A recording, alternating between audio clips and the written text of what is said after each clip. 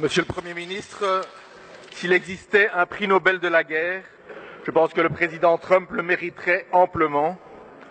Et le dernier baril de poudre qu'il a allumé sur cette planète, c'est la reconnaissance de Jérusalem comme capitale d'Israël et la décision d'y mettre l'ambassade américaine.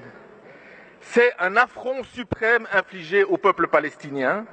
C'est aussi une violation grave du droit international qui bafoue notamment les résolutions 476 et 478 de 1980 et 2334 de 2016.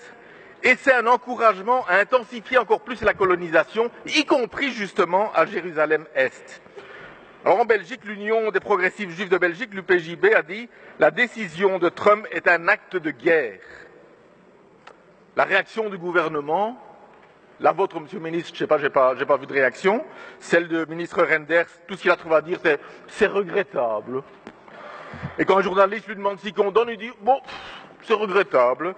Et il dit même, il ajoute même, je vois aussi des éléments qui vont dans la bonne direction dans le discours de Trump. Ça, c'est la réaction du gouvernement. Alors, Monsieur le Premier ministre, première question, avez-vous bien saisi que votre allié américain, aujourd'hui, met le feu aux quatre coins du monde et constitue un risque majeur de guerre? Ne trouvez-vous pas, Monsieur le Premier ministre, à ma deuxième question, que la Belgique doit prendre ses distances et revoir son alliance politique et militaire avec les États-Unis?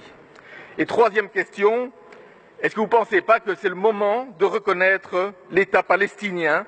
Et je m'en réfère à la résolution que la majorité a fait voter ici à la Chambre en 2015 et qui disait, je cite, « La Chambre demande au gouvernement de reconnaître l'État palestinien comme État et sujet de droit international au moment qui sera jugé le plus opportun. » Monsieur le Premier ministre, est-ce qu'aujourd'hui, ce n'est pas le moment opportun pour reconnaître l'État palestinien? Il se passe que Israël aujourd'hui est le principal, voire le seul État qui pratique encore la colonisation et l'apartheid dans le monde. Pour rappel, pour mettre fin à l'apartheid en Afrique du Sud, qu'est-ce qu'on a fait? On a appliqué des sanctions économiques contre ce pays. C'est grâce à ça qu'on est parvenu à mettre fin à l'apartheid en Afrique du Sud.